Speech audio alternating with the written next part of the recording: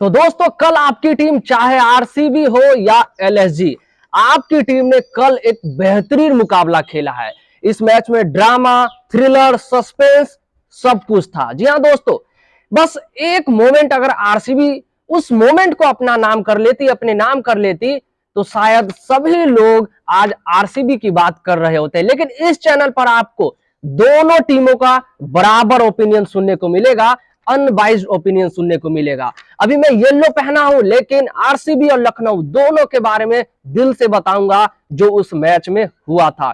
तो दोस्तों दरअसल मैं एक रिकेप दे देता हूं कि मैच में ड्रामा, सस्पेंस और थ्रिलर क्यों कहा जा रहा है। क्योंकि सबसे पहले तो आया Virat Kohli, Faf du Plessis और ग्लेन मैक्सवेल का थ्रिलर।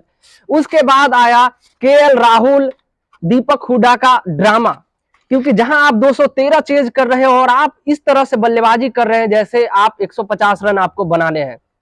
उसके बाद थ्रिलर मचाया मार्कस स्टोइनिस और निकलस पूरन ने, और एंड में खासकर एक ओवर में जो घटा है वो किसी सस्पेंस से कम नहीं। तो इस कह सकते हो ये एक मूवी थी जिसमें सब कुछ था। इसमें कोई नहीं कह सकता कि आरसीबी का लक खराब था, एलएसजी का लक अच्छा था। दोनों टीमों ने बेहतरीन मैच खेला है। क्रिकेट इसी को कहते हैं, कोई एक मोमेंट कोई टीम जीत ले जाती है, बस मैच उनका हो जाता है। आरसीबी ने भी बहुत ही बेहतरीन गेम खेला और एलएसजी ने भी बेहतरीन गेम खेला। तो दोस्तों क्या है इस मैच में, स्टार्टिंग से बताता हूं। तो सबसे पहले आरसीबी टॉस हार गई, लखनऊ ने पहले बॉलिंग करने का फैसला किया और उनका यह डिसीजन ठीक था क्योंकि चिन्ना स्वामी के मैदान पर खूब रन बनते हैं। लेकिन विराट कोहली और फाफ डु प्लेसिस तो वह सोच कर आए थे कि टॉस कोई भी जीता हो, मैच तो हमें ही जीतना है। और उन्होंने, खासकर विराट कोहली ने भयंकर शुरुआत करी। बस फाफ डु प्लेसिस सामने से नॉन स्ट्राइक पर उन्हें देख रहे थे विराट कोहली को बैटिंग करते हुए। क्या छक्के चौके कोई भी आया, उन्हें एकदम विराट कोहली धुआं उड़ाते चले गए, मारते चले गए। और एंड में उन्होंने बनाया 44 गेंद में 61 रन विराट कोहली।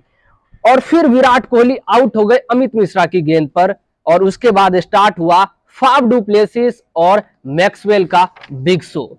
जब कोहली आउट हुए तब फाफ डु प्लेसिस ने मैक्सवेल के साथ मिलकर बेहतरीन शुरुआत की अपने पारी की। पहले तो बहुत धीमे थे, जब विराट कोहली खेल रहे थे तो फाफ डु प्लेसिस बस उनका साथ दे रहे थे, रन बॉल खेल रहे थे। लेकिन मैक्सवेल के साथ उन्होंने अपना असली रंग दिखाया और एंड में फाफ ने 46 गेंदों में 79 रन बनाकर नाबाद रहे। और सबसे बड़ी बात इस आरसीबी के लिए सबसे अच्छी बात कि मैक्सवेल बिल्कुल फॉर्म में आ चुके हैं। उन्होंने 29 गेंदों में 59 रन बनाए और हर तरफ बल्लेबाजी के हर तरफ मारे। और एंड में मैक्सवेल आउट हो गए, आखिरी ओवर में मार्कवुड ने उन्हें आउट कर दिया और कार्तिक आए, उन्होंने एक बॉल पे 1 रन बनाया। और टोटल आरसीबी की टीम बना पाई 212 रन 2 विकेट के नुकसान पर। विराट कोहली की बेहतरीन शुरुआत, उसके बाद फाफ डु प्लेसी और मैक्सवेल का शो देखने को मिला और आरसीबी बहुत ही अच्छे टोटल तक पहुंच गई। अब यहां से क्या करना था, जो मैंने कल बोला था कि विदेशियों से कुछ नहीं होने वाला। अगर आरसीबी को मैच जीतना है तो इंडियन गेंदबाजों को दम दिखाना होगा, और वही काम किया मोहम्मद सिराज ने। तो इस रनचेज का पीछा करने उतरी केएल राहुल की टीम।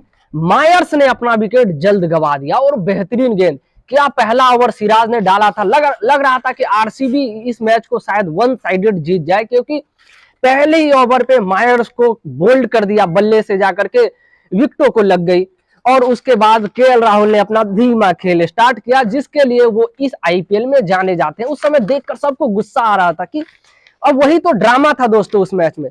कहां आपको 213 रन बनाने हैं और आप रनो बॉल खेल रहे हैं, मारने का प्रयास तक नहीं कर रहे हैं। और हाँ, मोहम्मद सिराज गेंदबाजी भी बहुत बेहतरीन कर रहे थे। वो पावर प्ले में 2 ओवर डाले और बहुत अच्छी गेंदबाजी की। मायर्स के बाद साथ देने आए थे दीपक हुडा और उन्होंने भी वैसे ही खेला, सिंगल डबल। एंड में मारने के चक्कर में वो आउट हो गए। उसके तुरंत बाद कुरनाल पांड्या आए और कुरनाल पांड्या भी आउट हो गए। दरअसल आउट करने वाले थे कुरनाल पांड्या को, माफ करिएगा, हाँ, हुडा और पांड्या दोनों पार्नेल की गेंद पर आउट हुए थे, एकदम तुरंत ही आउट हो गए थे दोनों। हैट्रिक का भी शायद चांस बना था। लेकिन असली बात तो अब आई है जो सबको याद है, वो तो लोग भूल गए क्या कुरनाल पांड्या ने खेला और क्या दीपक हुडा ने। उसके बाद है मार्कस स्टोइनिस। केएल राहुल के साथ 2 ओवर तो उन्होंने सिंगल डबल खेले, लग रहा था कि ये भी मैच को डुबाने ही आए हैं। लेकिन बस अब वो कहते हैं ना, तूफान से पहले की शांति थी। मार्कस स्टोइनिस ने जो कर्ण शर्मा को मारना स्टार्ट किया, उसके बाद तो जो भी आया, शहबाज अहमद, कर्ण शर्मा, उन्होंने बेहतरीन पारी खेली और टोटल बना दिए 30 गेंदों में 65 रन। लेकिन एंड तक मार्कस स्टोइनिस कर्ण शर्मा की गेंद पर आउट हुए 11वें ओवर में।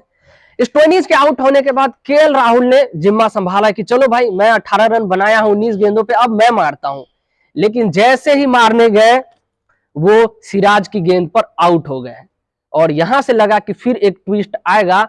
लेकिन अब थे बल्लेबाजी पर निकलस पूरन और आयुष बदोनी। अब आयुष बदोनी का रोल क्या था यहाँ, आप अगर मैच देखते तो आपको समझ आता। इनका रोल वही था जो फाफ डू प्लेसिस कर रहे थे। और फिर शो आया निकलस पूरन का। सभी बोल रहे थे कि पूरन पता नहीं कौन सा चूरन खाकर आए हैं। उन्होंने दूसरी गेंद से लेकर जब तक वो आउट नहीं हुए, मानो प्रत्येक गेंद पर छक्का चौका ही लगाया और पूरे आईपीएल का सबसे तेज 50 में दूसरा नाम अपना कर लिया। 15 गेंदों में 50 रन पूरा किया।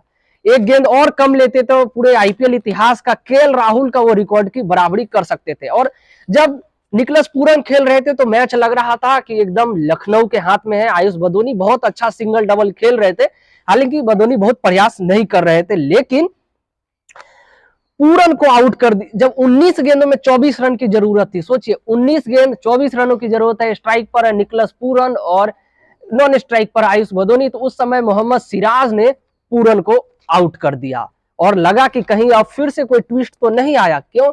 क्योंकि एलएसजी में बदोनी के बाद, बदोनी जो इंपैक्ट प्लेयर आए थे, उनके बाद कोई और खास बैट्समैन नहीं था। उसके बाद उनादकट, रवि बिश्नोई, आवेश खान, मार्कवुड, यही आने बाकी थे। तो लगा अब कि कुछ बात बन सकता है। 3 ओवर में चाहिए थे 24 रन और आरसीबी की वापसी हो चुकी थी।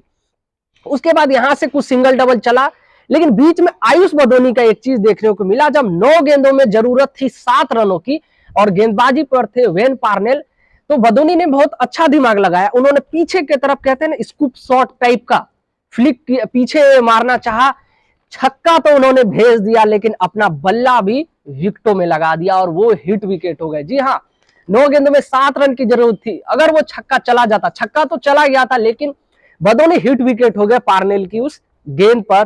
और अब आखिरी ओवर में समीकरण हो गया, 1 ओवर 5 रन और 7 विकेट गिर चुके थे। आरसीबी को जीतने के लिए कहे तो 3 विकेटों की जरूरत थी और गेंदबाजी पर थे हर्षल पटेल। आखिरी ओवर का रोमांच क्या था दोस्तों? आखिरी ओवर में थे बल्लेबाजी पर उनादकट और मार्कवुड।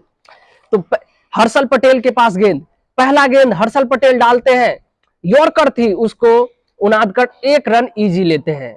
दूसरी गेंद पर मार्कवुड स्ट्राइक पर है, हर्षल पटेल स्लोअर वन डालते हैं, फुल टॉस और मार्कवुड बोल्ड हो जाते हैं। फिर बल्लेबाजी करने आते हैं रवि बिश्नोई। तीसरी गेंद पर उन्होंने हर्षल पटेल के बेहतरीन एक सिंगल नहीं डबल निकाला और वहां से लगा कि अब मैच एलएसजी की तरफ जा रहा है, क्योंकि अब सिर्फ चाहिए थे जीत के लिए 2 रन। 3 गेंद जीत के लिए 2 रन। रवि बिश्नोई स्ट्राइक पर, हर्षल पटेल गेंदबाजी कर रहे हैं और उन्होंने एक सिंगल फिर से ले लिया और अब चाहिए 2 गेंद और 1 रन जीत के लिए। 2 गेंदों में 1 रन की जीत। स्ट्राइक पर अब है उनादकट।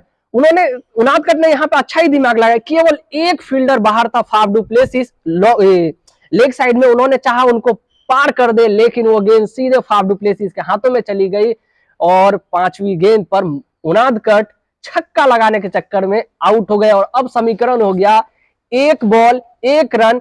स्ट्राइक पर नए बल्लेबाज आ चुके हैं, आवेश खान, और नॉन स्ट्राइक पर है रवि बिश्नोई। और यहां पर एक गजब खेल देखने को मिला। यही एक मोमेंट था जिसको, आखिरी गेंद का मोमेंट आरसीबी नहीं जीत पाई, नहीं तो ये मैच आरसीबी का होता। और यहां पर लखनऊ ने धैर्य रखा, इसलिए मैच उनका हुआ। क्या आखिरी बॉल हर्षल पटेल डालने आ रहे हैं, स्ट्राइक पर आवेश खान। बॉल डालने से पहले ही रवि बिश्नोई 4 कदम आगे निकल गए।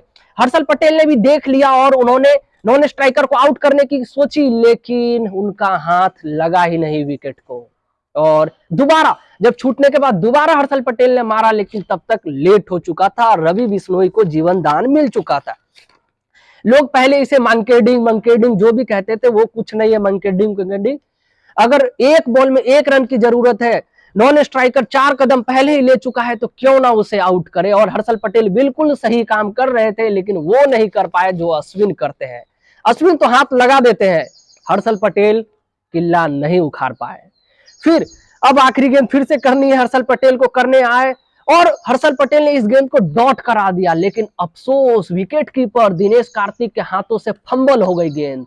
और रवि बिश्नोई चालाक, स्पिनर तो चालाक होते ही हैं, वो तो पहले ही दौड़ गए थे और उन्होंने 1 रन कंप्लीट कर लिया। और उसके बाद आवेश खान ने वो हेलमेट फेंका और लखनऊ के ड्रेसिंग रूम में क्या एग्रेशन था।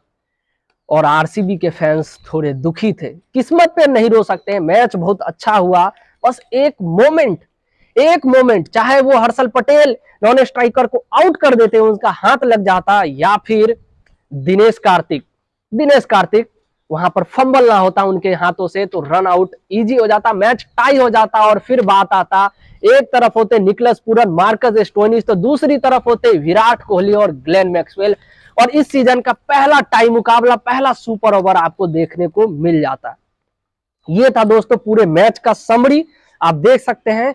यहाँ पर आरसीबी ने भी बेहतरीन गेम दिखाया, पार्नेल ने अच्छी गेंदबाजी की, मोहम्मद सिराज ने अच्छी गेंदबाजी की, आखिरी ओवर में हर्षल पटेल ने भी अच्छी गेंदबाजी की, लेकिन मैच लखनऊ की तरफ चला गया। दोस्तों आपने इस मैच को लाइव देखा या नहीं? इस मैच ये दिल नेल बाइटिंग मुकाबला था।